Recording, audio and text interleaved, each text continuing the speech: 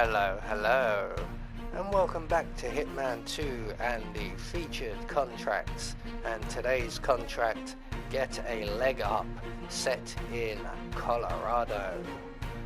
So today's briefing: recently at a military compound in Colorado, a point man by the name of Lloyd Burgess injured his leg on the job. However, he believes this to be foul play.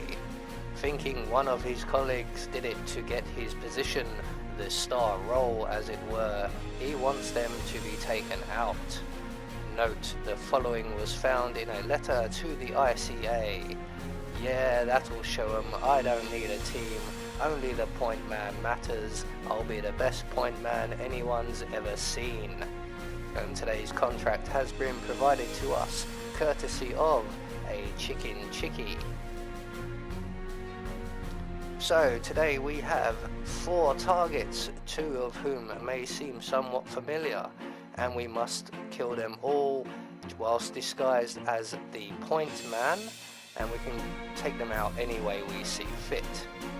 So today I have brought with me some lethal poison and a silenced pistol, and we will be starting undercover in the explosives or demolition area. So, right from the start, off the bat, what we're going to do is leave our hidey spot as quickly as we can, as there is an enforcer approaching behind us. We're going to make our way over to the apricot farm and the munitions dump, where we will find ourselves a generator. We're going to turn off that generator, and that's going to attract the attention of the enforcer guarding the nitroglycerin. And once he moves away, we can get into the back of the tent. We're going to collect up all 3 of the nitroglycerin vials, and then we're going to make our way to the water tower. And in the water tower we will find our point man. Now this is quite specific. We need the point man who is injured, the limping point man, the one we would usually use for the mission story. So we're going to make our way into the water tower building, into the bathroom, and we're just going to identify which of our 2 targets is the limping one. And we're going to overflow the sink and hide behind the door. You want to press yourself right up into the corner so that the door opens inwards. And luckily today, our first catch is the point man, Mr. Burgess. So if you get the other guard, we just follow the same procedure we are now. Let him come in, close the door behind him, render him unconscious once he turns off the tap, and then dump his body out of the window, and just outside of the window is a crate you can hide him in. But luckily we have the right guy first time, so we're going to render him unconscious, and we're just going to leave his body in the bathroom there, and that will be our disguise for the rest of this mission.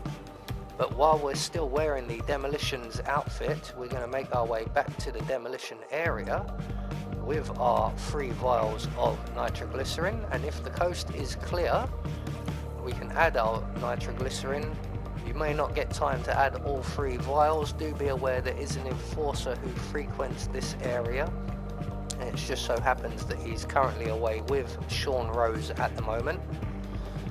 There are a couple of opportunities you can get the nitroglycerin into the mix. So once we have the nitroglycerin in the mix, we can then make our way back to the water tower, and we can put on our point man outfit. So straight back into the bathroom, on with the point man outfit. Make sure it is the right guy, the one with the limp. And from here, what we're going to do, for the purposes of the video at least, is make our way back to the demolitions area. You don't have to do this, you can move on to the next part of the challenge or the contract, but for the purposes of the video I've decided to come and watch the explosion. So I just want this guard to go back to his position, because his head is right in the way of my view at the moment. So we're just going to edge away from him ever so slightly until he settles down and starts to ignore us. And what we're waiting for now basically is for Sean Rose to reappear and test the explosives that we've added our extras to. And here he is now, so he's going to approach the safe, check the explosives, and do a test demolition. And when he does, the force of the explosion should kill him, because he's between the explosive and the protective barrier, when he should be on the other side of it. Never mind, he's on the other side of it now. So 1 target down, 3 to go. And all 3 of our other targets can be located in the big red barn where the assault team are gathered. So we're going to make our way straight in there, through the main doors, straight round to our right, where we will find a guard all on his lonesome, and he is in our way. So when he comes over to the shelving that's just off to our left there, we can then get behind him and subdue him. We will also set up a possible trap for one of our other targets. So once the guard's in position, we can then render him unconscious. We're going to hide his body in the crate provided. There we go, safe and sound. We're going to take the gun that he drops and we're going to place it by this red barrel. Be aware you need to place the gun first, because once the oil is on the floor you can't place the gun, but anywhere around by the barrel will do here. We're then going to take out our silenced pistol and put a hole in the barrel.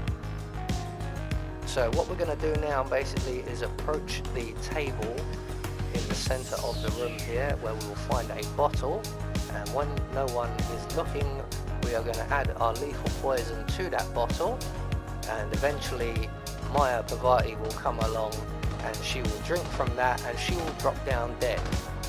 And that's where our trap comes into play, possibly, because someone is going to bring her body into this area, and if it's one of our targets and they see that gun, they will stand in the puddle and we can then set them alight. But in the meantime, Maya Pavati has arrived. She has drunken from her bottle, and she's dropped down dead. So what we're going to do now is just wait here to see who is going to move her body. So we have 2 targets ahead of us, but there are a number of other guards just outside of the barn, and sometimes one of them will take the body away. So there is one of our targets examining Maya's body.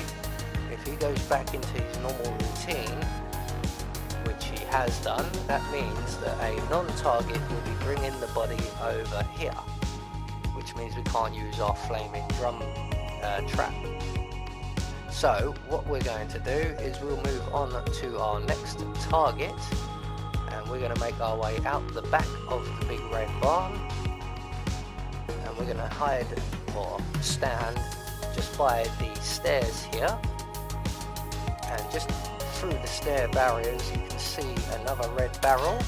So we're going to shoot that red barrel with our silenced pistol. That will attract the attention of one of our targets, and when he comes over to investigate, we can then shoot the puddle and set him alight, thus giving us a second opportunity at our first drum barrel fire trap.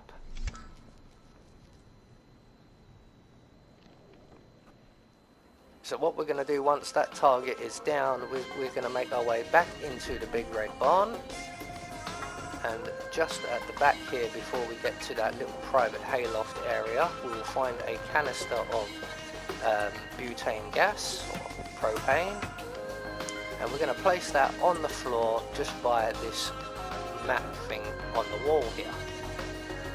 And again, all we're going to do now is wait. So we now have 2 traps basically set up for our final target, who hopefully will be the one to bring the body of the target we've just killed into this area. And if he does, hopefully he will see the gun on the floor, which I have forgotten about, that has been cleared away. He will approach the drum and we can set it on fire. If he doesn't see the gun and leaves, he'll go back into his routine, and we can then detonate the propane cylinder. This is the point where I realised someone's picked the gun up, and also where I realised you can't place the gun in oil, you have to drop it. So we're in position now, we're just waiting for our target to enter, and if he spots that gun, we're all good to shoot the drum, and if not, we'll reposition ourselves so that we can shoot the propane cylinder. And as you can see, he has not seen the gun, he didn't come far enough into the room.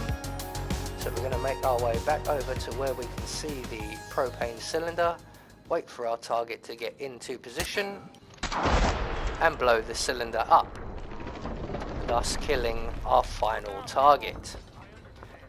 So that's all of our targets taken care of. All that's left for us to do is to make good our escape, and the nearest available exit is straight out of the barn and down the main road.